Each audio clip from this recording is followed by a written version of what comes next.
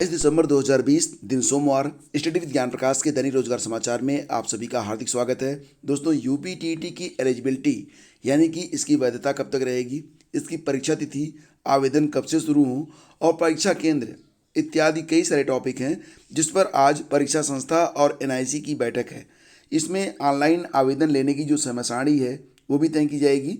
तो अभी तक न्यूज़ ये निकल के आ रही थी कि यूपीटीईटी के लिए आवेदन जो होंगे वो 28 दिसंबर से शुरू होकर 28 जनवरी तक चलेंगे। परीक्षा के लिए जो डेट लगाई गई थी वो 28 फरवरी थी, लेकिन आज शाम तक आपको पता चल जाएगा कि यूपीटीईटी के लिए आवेदन कब से शुरू होंगे और इस बार लाइफ टाइम वैलिडिटी मिलेगी या नहीं मिलेगी। और दोस्तों, बात करेंगे सीटेट परीक्षा के बारे में। तो सीटेट की परीक्षा जैसा कि आप लोग जानते हैं 31 जनवरी को होगी ये परीक्षा और इसका जो एडमिट कार्ड है वो जनवरी के महीने में ही जारी होगा। और संभावना इस बात की है कि 10 जनवरी से लेकर 15 जनवरी के बीच में आपको सीटेट के एडमिट कार्ड देखने को मिल सकते हैं। फिलहाल फ्रेंड्स, 2015-16 तक परीक्षा फरवरी और सितंबर में हुआ करती थी, लेकिन इस बार क्या वजह रही ये आप जानते हैं। जुलाई की परीक्षा ये जनवरी तक पोस्टपोन हो गई ड्यू टू कोविड-19। तो फिलहाल फ्रेंड्स, अभी आप लोग तैयारी करते रहो और एडमिट कार्ड आपको मिलेगा जनवरी के मध्य में लगभग, ठीक है। और 31 जनवरी को परीक्षा होनी है। परीक्षा का प्रारूप बिल्कुल वही है जो अब तक होता आया है, यानी कि परीक्षा पैटर्न में कोई भी चेंज नहीं है। बस एक बड़ा चेंज ये है कि इस बार की जो सीटेट की परीक्षा होगी उसमें जो सर्टिफिकेट आपको मिलेगा उसके बाद फिर आपको सीटेट देने की आवश्यकता नहीं पड़ेगी, क्योंकि इस बार की जो वैधता है वो लाइफ टाइम की है। हाँ, अगर आप अपने स्कोर इम्प्रूव करना चाहते हैं तो आप जितनी बार चाहें परीक्षा में शामिल हो सकते हैं। बात करें फ्रेंड्स यहाँ पर एलटी ग्रेड परीक्षा के बारे में, तो 2018 की परीक्षा है, लेकिन अब 2020 भी बीत गया। ये उम्मीद लग रही है कि 2021 में भी कुछ विवाद बने रहेंगे एलटी ग्रेड को लेकर। बात यहाँ पर हम कर रहे हैं कला विषय के अंतर्गत। तो कला विषय में ऐसे अभ्यर्थी जो विज्ञापन के अनुसार अपनी एलिजिबिलिटी को धारित करते थे, उनकी जो फाइलें हैं वो निदेशालय को भेज दी गई हैं और निदेशालय उनकी नियुक्ति पर विचार भी कर रहा है। कभी भी उनको जो ज्वाइनिंग लेटर है वो जारी हो सकता है। लेकिन यहाँ पर ऐसे भी अभ्यर्थी हैं जो, अगर आप देखेंगे यूपीटीजीटी जो माध्यमिक शिक्षा परिषद करवाता है उसके अनुसार वो एलिजिबल हैं, लेकिन यूपीपीएससी का जो एलटी ग्रेड का विज्ञापन था उसके अनुसार वो अर्हता को धारित नहीं करते हैं। तो ऐसे अभ्यर्थियों की अर्हता पर अभी भी विवाद बना हुआ है। हालांकि ये अभ्यर्थी जो है प्रारंभिक परीक्षा को यानी कि एलटी ग्रेड परीक्षा को पास आउट कर चुके हैं, लेकिन फिर भी अभी इनकी जो एलिजिबिलिटी है उस पर विवाद जारी है। और ऐसे 96 अभ्यर्थी हैं, 96 अभ्यर्थी हैं जिनको जो है अर्हता पर अभी भी विवाद है और अभी तक इस पर कोई निर्णय नहीं हो सका है। जब तक कोई निर्णय नहीं होता है तब तक इनकी जो फाइलें हैं वो निदेशालय नहीं भेजी जाएंगी। और फिर ऐसे जो अभ्यर्थी हैं इनके समकक्ष जो अन्य थे, जो अकॉर्डिंग टू नोटिफिकेशन जो अपनी अर्हता को धारित करते हैं, उनको तो नियुक्ति पत्र भी मिल जाएगा। लेकिन विवाद वाले जो अभ्यर्थी हैं यानी कि जिनकी एलिजिबिलिटी विवादित है, उस पर जब तक डिसीजन नहीं होता है तब तक उन्हें इंतज़ार करना पड़ेगा। और इंतज़ार का फल ये तो डिपेंड करता है समय पर कि क्या होना है। फिलहाल फ्रेंड्स, कुल मिलाकर देखा जाए तो पुरुष वर्ग में 16 अभ्यर्थियों का चयन अभिलेख सत्यापन में अनुपस्थित रहने और 112 का चयन अर्हता धारित न करने के कारण निरस्त हुआ है। वहीं महिला वर्ग में 2 अभ्यर्थियों का चयन अंतिम तिथि के बाद अर्हता धारित करने और 25 अभ्यर्थियों का चयन अभिलेख सत्यापन में अनुपस्थित रहने और 73 अभ्यर्थियों का चयन अर्हता धारित न करने के कारण निरस्त किया गया है। अब 96 अभ्यर्थी बच रहे हैं जिनकी अर्हता को लेकर विवाद बना हुआ है। और चलिए आगे बढ़ते हैं, चलते हैं अगली खबर पे। तो अगली खबर ये है कि बहुत जल्द ही आपको जो है यूपी में असिस्टेंट प्रोफेसर की भर्ती देखने को मिलेगी। हालांकि पदों की संख्या जो है वो काफ़ी अधिक है, 5000 से अधिक पद हैं, लेकिन अभी कितने पदों पर ये विज्ञापन जारी होगा इसके बारे में अभी तय करना है यूपीएससी को ही। तो फिलहाल फ्रेंड्स, चलिए आगे बढ़ते हैं। और एक बात और भी कि यूपीपीएससी का जो नया कैलेंडर है वो बहुत जल्दी जारी हो सकता है और 2 साल बाद पीसीएसजे के पदों पर भी भर्ती होने की उम्मीद है। तो खबर यहाँ पर यह है कि नए साल में नई भर्तियों की तैयारी शुरू हो गई है। पीसीएस 2019 की मुख्य परीक्षा का परिणाम जारी हो चुका है। पीसीएस 2020 की मुख्य परीक्षा 21 जनवरी से है और इसी बीच अभ्यर्थियों को पीसीएस 2021 के नोटिफिकेशन का इंतजार है। और दोस्तों, इसी बीच खबर ये भी है कि आरओ 2021 के लिए भी अभ्यर्थी जो हैं वो इंतजार कर रहे हैं। हालांकि सूचना ये मिल रही थी कि लगभग कुल 350 पदों पर यह भर्ती होनी थी, लेकिन अभी तक इसके बारे में कोई ऑफिशियल नोटिफिकेशन नहीं आया है। तो 2021 में आर की वैकेंसी का भी अभ्यर्थियों को बेसब्री से इंतजार रहेगा।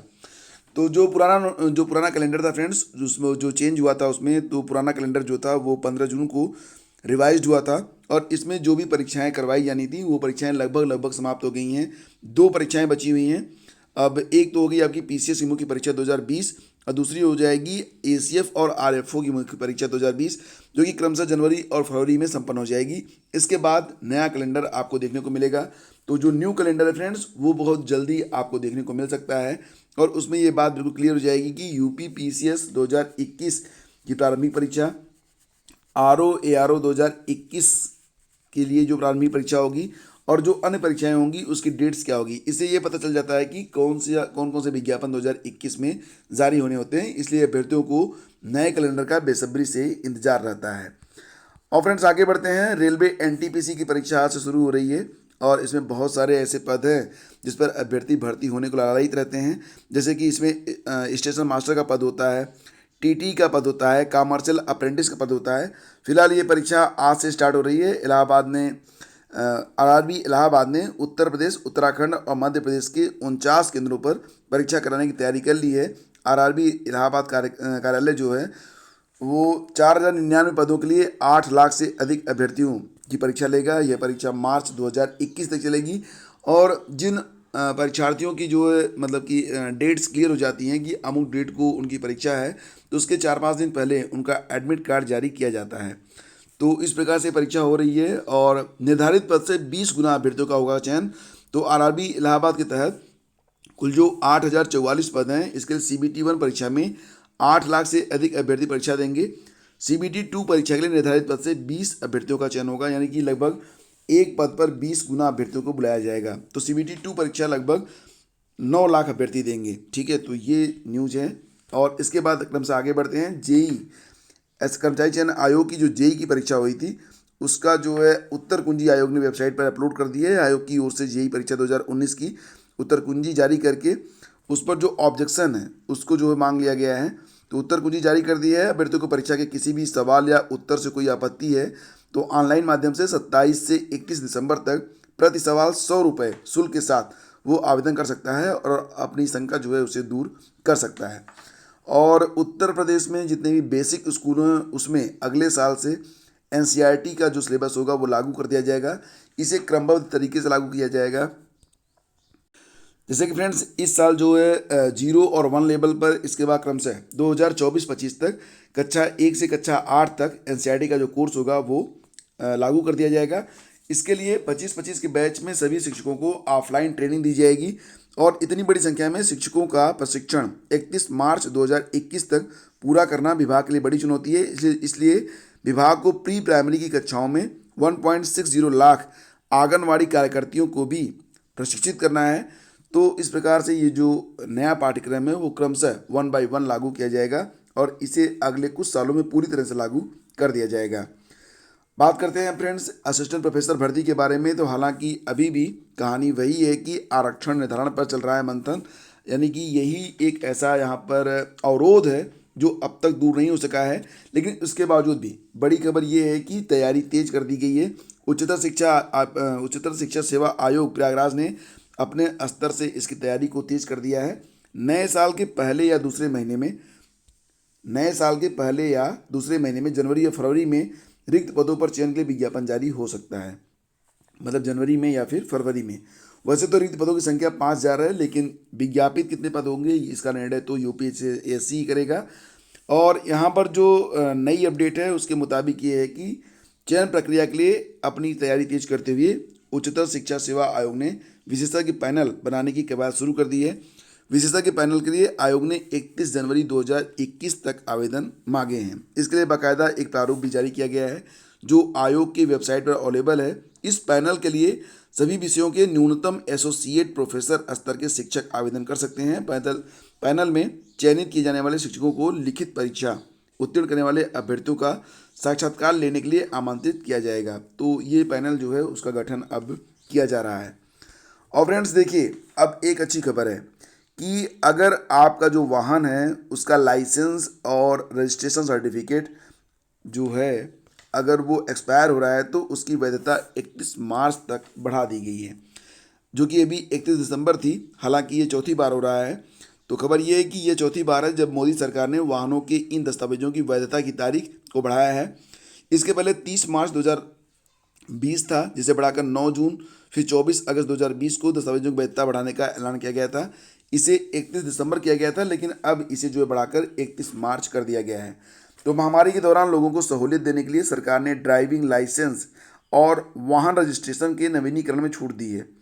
और सड़क परिवहन और राजमार्ग मंत्रालय ने रविवार को ड्राइविंग लाइसेंस समेत वाहनों से जुड़े अन्य दस्तावेजों की वैधता को 31 मार्च 2021 तक के लिए बढ़ाने का ऐलान किया है।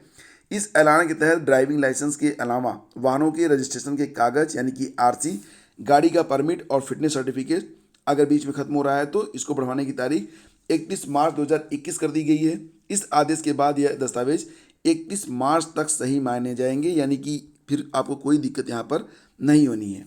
तो फ्रेंड्स, ये थी आज की सारी updates. Thank you so much for watching the video. अगर वीडियो आपको पसंद आता है तो लाइक और शेयर कर दिया करें। बहुत बहुत धन्यवाद।